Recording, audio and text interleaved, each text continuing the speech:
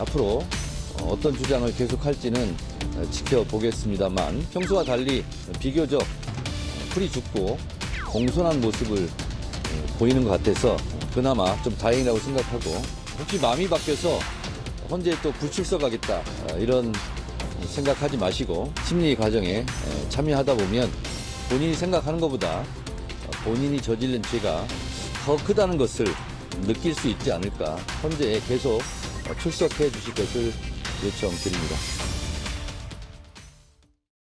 네, 오대영 라이브의 간판 코너 단도직입을 시작하겠습니다. 윤석열 대통령이 탄핵소추 사유들을 전면 부인했습니다. 체포를 지시한 적도 없고 포고령도 국방장관이 썼다라는 식입니다. 그런데 그동안 나온 증거들과 배치가 됩니다. 앞으로도 이런 주장들을 계속 쏟아낼 것으로 보이는데 과연 헌법재판소는 이걸 어떻게 받아들이고 있을지가 상당히 궁금하고요. 대통령 스스로를 불리한 상황으로 몰고 가는 거 아닌지라는 것도 좀 의문점입니다. 그래서 국회 탄핵소추단의 생각을 들어보겠습니다. 소추위원인 이용우 더불어민주당 의원 나와 있습니다. 어서 오십시오. 네, 안녕하세요. 예, 요즘 굉장히 여러 일들을 하시느라 바쁘실 것 같습니다. 네. 예, 어제 3차 변론 기일에서 윤 대통령이 거의 다 부인을 했어요. 부정을 했어요. 그런데 하루 만에 오늘 국회에서 나온 증언들을 보면 또 뒤집어진단 말이에요. 네. 윤 대통령 스스로 지금 발목을 찍고 있는 거 아니냐, 자신의 발등을 찍고 있는 거 아니냐 이런 생각이 드는데 어떻게 보십니까? 네. 어제 이제 피고인 신문을 했죠, 말하자면. 예. 문영배 헌재소장 권한대행께서 두 가지 핵심적인 질문을 했습니다. 아주 전곡을 찌르는 질문이었는데요. 두 가지 예. 다 부인을 했습니다. 그런데 수방사령관, 특전사령관, 국정원 1차장 등등 다수의 증언과는 정면으로 배치되고 있고요. 다수의 증언이 훨씬 더 신빙성이 있고 그게 사실로 확인돼가고 있지 않습니까? 예. 전형적인 범죄 피의자의 책임 면피를 위한 발언으로 보여지고요. 대세에는 지장이 없을 거다. 진실은 분명히 밝혀질 것이다. 오히려 이런 진술들이 나중에 탄핵 재판이든 형사 재판이든에서 굉장히 안 좋은 요소로 작용할 것이다. 저는 그렇게 보고 있습니다. 예. 이번 탄핵 심판, 탄핵 소추 여부를 가리게 되는 탄핵 소추는 됐으니까요. 탄핵 여부를 가리게 되는 이 심판뿐만 아니라 향후에 형사 재판에도 영향을 줄 수 있다 이 말씀이네요. 예. 대통령의 이제 일방적인 주장으로 표현을 하겠습니다. 이걸 8명의 재판관이 쭉 들었는데 경청하는 모습이랄까요? 반응들이 어땠습니까? 제가 이제 그 재판관들의 어떤 인식을 좀 예단하기는 좀 조심스러운데요. 아마 예. 이제 밝혀진 사실이라든지 어떤 대통령의 권한이라든지 위계라든지 이런 것들을 종합해 보면 대통령의 진술이 있는 그대로 받아들여지기는 굉장히 좀 쉽지 않겠다라는 생각이잖아요. 네. 국민들도 다 그렇게 인식하고 있기 때문에 국민적 상식 속에서 재판관들도 인식하고 판단하지 않을까 이렇게 조심스럽게 말씀드리겠습니다. 그 말씀은 탄핵소추위원들, 국회 측의 탄핵소추위원들이 현장에서 본 재판관들의 분위기 이런 것들 종합해보면 그렇다라고 이해를 하면 되겠네요. 예, 분위기도 그렇고요. 예. 국민적 인식도 그런 것 같습니다. 예, 네. 그렇군요. 자, 줄곧 모른다, 아니다, 나는 아니고 국방장관이 아마도 그랬을 것이다. 이런 식으로 사실관계를 흐리거나 부인하거나 떠밀거나 이런 모습을 보이고 있는데 본인한테 오히려 도움이 안 된다면 왜 이런 주장들을 할까요? 초지일관 이 사태를 내란이 아니다, 정당하다 이렇게 강변하고 있지 않습니까? 예, 그 내란 행위 여부라든지 이 계엄의 정당성 여부를 둘러싼 핵심적인 내용들에 대해서 지금 부인하고 있는 거거든요. 자신의 주장을 강변하기 위한 어떤 일련의 과정 속에서 예. 하는 발언들 같고요. 이런 부분들이 결국은 또 지지자들을 상대로도 나의 행동은 정당했다라고 하는 것들을 그 지지자들의 우려스러운 행동들의 어떤 근거를 제공하는 측면도 있지 않나 이런 생각이 듭니다. 예, 광장에서 집회하고 있는 지지자를 향한 메시지로도 볼 수 있다 이렇게 예. 해석하시는 거네요. 단순히 탄핵 재판에서의 네. 어떤 방어권 행사 변론을 넘어서는 그런 측면이 분명히 있다 저는 그렇게 봅니다. 예, 대통령이 지금 남은 변론기일에 다 출석하겠다 일단 이렇게 밝힌 상황이고 나올지 안 나올지 뭐 봐야 되겠습니다만 네. 나오게 된다면 갑자기 그동안의 나의 진술과는 다르게 사실은 이렇다라고 얘기할 가능성 거의 없어 보이는데 예.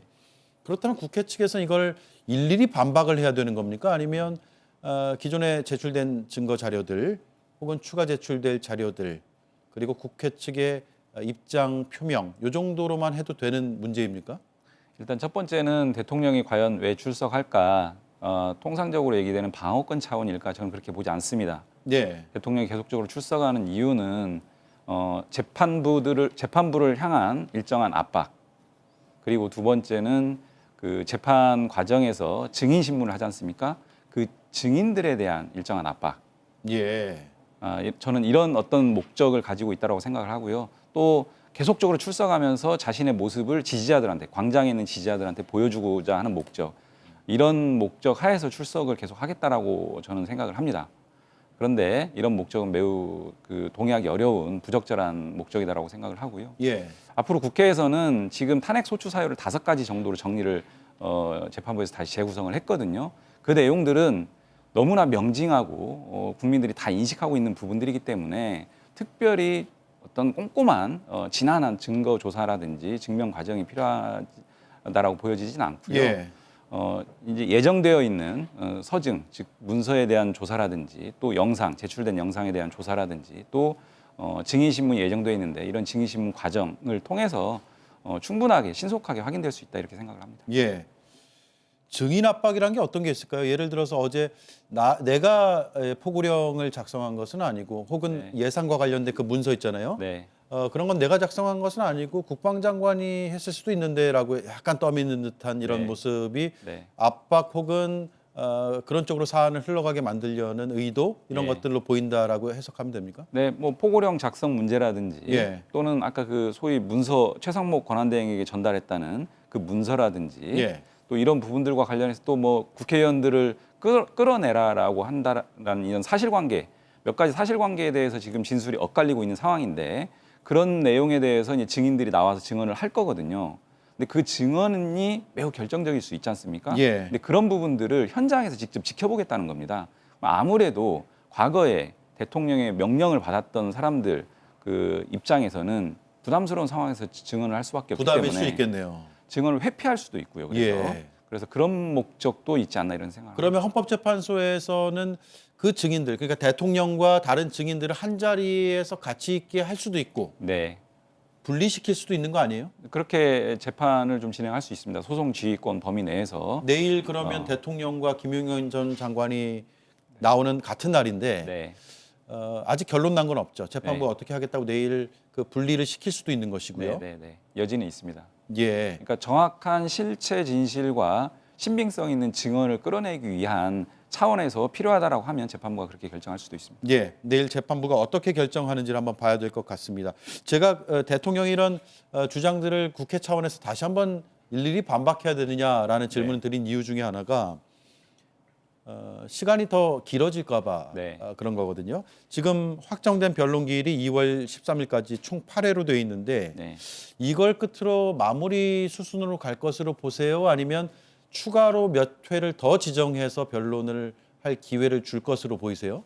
저는 지금 예정된 증인 신문은 6명이거든요. 예. 6명에 대한 증인 신문은 6차 변론 기일로 마무리됩니다. 예. 추가적인 증인 채택이 없으면 몇 차례 서면 공방을 하고 변론이 종결될 수도 있겠다. 즉 8차 기일로도 종결될 수 있다라고 생각을 하는데 네. 지금 문제는 피청구인 즉 윤석열 측에서 신청한 아주 다수의 증인 채택 여부가 이제 관건입니다. 네, 선관위 관계자 뭐 예. 성명 불상까지도 신청했더라고요. 네. 예, 뭐 부정선거 얘기할 수도 있고 뭐 여러 가지 이제 자신들의 주장을 강변하기 위한 증인 신청을 다발로 했는데 재판관들 입장에서 과연 이게 예. 탄핵 소추 사유라고 하는 핵심 쟁점과 관련성이 있는지 이런 것들을 엄중하게 볼 겁니다. 과거에 박근혜 탄핵 사건에서도 다수의 증인 신청을 통해서 절차를 지연시키고자 하는 부분들에 대해서는 재판부에서 명확하게 선을 그었거든요. 네. 그래서 피청구인 측에 신청된 증인을 어느 정도 채택할지 여부에 따라서 종결 그 시점은 조금 달라질 수 있을 것 같습니다. 예. 근데 길어질 것 같지는 않고요. 재판부는 전반적으로 이 부분들이 좀 명징하고 명료한 사건이다라는 좀 인식은 가지고 있는 것 같고요. 예. 세부 사실관계만 일부 확인하면 되는데 그런 부분들은 이미 채택된 증인 그 6명에 대한 증인 신문 과정과 수사기관에서 회신된 여러 가지 수사 기록을 통해서 예. 충분하게 확인될 수 있을 거라고 보여져서 추가적인 증인 채택은 하더라도 매우 소수에 그칠 것이다. 그렇다라고 하면 재판 기일이 그렇게 많이 늘어지지는 않을 거다 이렇게 예상합니다. 예. 지금 일주일에 2번씩 화요일, 목요일 이렇게 진행을 하고 있고 예. 또 하루에 쓰는 시간을 보면 1차 변론은 좀 빨리 끝났죠. 4분 만에 끝났고 2차 변론이 3시간 20분. 그리고 어제 3차 변론이 1시간 43분. 그래서 짧게는 1시간이요. 네. 길게는 3시간 조금 넘는 시간 정도를 소요하고 있는데 국회 측에서 예상했던 것보다 날짜도 그렇고 네. 하루에 걸리는 시간도 그렇고 상당히 빠른 속도로 진행된다고 보세요? 아니 뭐 통상적인 수준인 것 같고요. 통상적이요? 왜냐하면 재판 예. 초기에는 이런 부분들을 좀 그 재판의 진행 계획이라든지 이런 부분들을 좀 정리하는 과정이기 때문에 예. 통상 그렇게 오래 걸리지는 않고요. 이제 내일부터 예정되어 있는 증인 신문 과정을 통해서 조금 더 시간들이 이제 할애가 될 겁니다. 예. 일단 내일은 뭐 한 4시간 정도 진행이 될 것 같고요. 그다음 6차 기일부터는 오전 10시부터 하루 종일 하겠다라고 지금 재판부가 밝혔지 않습니까? 그만큼 증인 신문과 여러 가지 증거 조사 절차들을 좀 압축적으로 예. 신속하게 진행하겠다라는 취지인 것 같고요. 그렇습니다. 예. 자, 내일 보시는 것처럼 김용현 전 장관, 조지호 경찰청장의 증인으로 채택이 돼 있고 2월 4일이 6차인가요? 네, 그렇습니다. 예, 2월 4일에 이진우 전 수도방위사령관, 여인영 전 국군 방첩사령관, 홍장원 전 국가정보원 1차장이 있는데 앞에 2명 이진우, 여인영 두 사령관은 계엄을 함께 모의하고 실제로 군 투입에 가담했던 인물이고 홍장원 전 국가정보원 1차장은 오늘도 국회에 나와서 대통령의 체포 지시가 있었지만 그것에 대해서 받아 적었고 하는 그런 증언들을 하는 네. 그런 인물로 지금 증인이 채택이 돼 있는데 정확히는 2월 4일이 5차로 지금 확인이 되네요. 예, 5차네. 마지막 한 명이 6차 기일 때 그러네요. 예, 증인 신문이 이루어지고요. 저는 저 증인 신문이 사실은 이미 수사기관에서 다 진술들을 한 부분이거든요. 그래서 만약에 그런 게 없었다면 상당히 장시간이 걸릴 거예요. 그러네요. 양쪽 증인 신문 과정에서. 근데 이미 수사기관에서 다 진술한 부분들을 확인하는 과정이기 때문에 그렇다고 그 짧은 시간 안에 심경의 변화가 생기거나 또는 이 진술을 번복할 여지도 별로 없어 보여요. 예. 그렇기 때문에 이미 회신된 수사기록상의 진술들을 확인하는 과정을 통해서 신속하게 이 부분도 마무리될 수 있지 않을까 생각합니다. 예, 우리가 다 알고 있는 그 검찰의 공소 내용, 네. 그래서 검찰 수사 과정에서 네. 여러 사령관들이 했던 그 진술들 네. 이런 것들이 다 증거로 채택돼서 현재 가 있는 거죠. 네. 예, 그러면 생각보다는 뭐 크게 진술을 막 다투면서 오랜 시간 끌지는 않을 수도 있겠네요. 네, 이제 아무래도 피청구인 측에서 본인들한테 불리한 어떤 수사기관에서의 진술들을 예, 좀 탄핵하기 위해서, 배척하기 위해서 여러 가지 질문들을 하겠지만 큰 틀에서는 변동은 없을 거다 이렇게 예상을 하고요. 네. 그렇게 된다면 결국 어제 그 피청구인이 발언했던 그런 내용들이 분명하게 좀 잘못된 것이다 확인되지 않을까 예상을 합니다. 예. 자, 내일 한번 어떻게 변론 기일이 진행이 되는지를 지켜보면 될 것 같습니다. 자, 나오신 김에 민주당 법률위원장이시기도 하니까 이재명 대표의 선거법 2심과 관련해서 질문을 몇 가지 좀 드려보겠습니다. 네. 내일부터 공직선거법 위반 2심 재판이 시작된다라는데 맞죠? 예. 예. 국민의힘에서는 이재명 대표의 재판은 느리게 진행되고 네. 대통령에 대한 수사라든가 여러 이제 법원의 뭐 구인 절차라든가 이런 절차들은 빨리 진행이 된다라고 네. 해서 형평성 문제를 제기하고 있거든요. 네. 어떻게 답을 하시겠습니까? 일단 팩트가 잘못됐습니다. 전혀 예. 느리지 않습니다. 작년 1심 선고가 11월 15일 날 있었고요. 예. 항소심 첫 공판기일이 1월 23일 이렇게 예정돼 있지 않습니까? 예. 2달 조금 넘은 기간에 첫 항소심 기일이 잡히는 거거든요. 오히려 일반적인 형사 항소심 기일 잡히는 것보다는 좀 빠르게 잡히는 측면도 있습니다. 그리고 그 기간 동안에 1심에서 2심으로 항소심으로 기록이 넘어가고 또 재판부도 그 방대한 기록을 검토를 하고 첫 기일을 잡아야 되거든요. 검토하는 데 상당히 시간이 소요될 수밖에 없고 예. 그 기간 안에 소위 동계 휴정기라고 해서 재판을 하지 않는 2주가 또 끼어 있었습니다. 예. 이런 여러 가지 사정들을 종합하면 결코 느리지 않다. 느리다라는 거를 계속 강조하는 것은 사실과 맞지 않다. 사실과 맞지 않은 예. 주장과 프레임일 뿐이다. 예. 그리고 예. 두 번째는 그 탄핵 심판하고 이 형사 재판하고 이렇게 같은 그 층위에서 이렇게 비교를 하는 것은 전혀 적절하지 않습니다. 잘 네. 아시는 바와 같이 대통령의 공백 상황은 누가 얘기하더라도 부정할 수 없는 신속한 재판이 필요한 거거든요. 그렇기 때문에 그런 부분들과 지금 말씀하신 방대한 기록에 대해서 충분한 방어권을 행사해야 되고 또 재판부도 그런 걸 꼼꼼히 검토해야 되고 이런 사건에 있어서 예. 이런 부분들을 같이 비교해서 형평에 맞지 않다라고 하는 그 주장 자체도 좀 맞지 않다 이렇게 생각합니다. 예. 자, 그럼에도 불구하고 이제 국민의힘에서의 주장뿐만 아니라 뭐 여러 대중들의 시선 중에서도 그런 시선이 있어요. 이재명 대표가 변호인 선임 문제랄까 이런 것들로 좀 시간을 끈 거 아니냐. 예. 라는 인식들은 분명히 있는 것 같습니다. 예. 그에 대한 답을 하신다면요? 일단 변호인 선임이라고 하는 것은 1심 결과에 따라서 그런 예. 부분들을 좀 평가하면서 새롭게 선임할 수 있는 부분이고요. 통상적으로 일반적인 사건에서도 1심에서 좀 결과가 잘 안 나오면 새로운 시각으로 좀 접근을 하기 위해서 변호인 선임을 바꾸는 경우들이 많이 있습니다. 그냥 일반적인 상황이다라고 말씀을 드리고요. 그 사건 진행과 관련해서는 지금 재판부에서 소위 성명 준비 명령 이런 것들을 꼼꼼하게 챙겨서 미리 밝혀달라라고 하는 그런 성명 준비 명령을 했습니다. 예. 내용을 보면 매우 구체적이에요. 재판 절차가 뭔가 지연될 여지들을 사전에 차단하고 충분하게 오해받지 않도록 하겠다라고 하는 걸 보여주는 거거든요. 재판 지연 얘기를 계속 할 이유가 없는 하나의 부분이고요.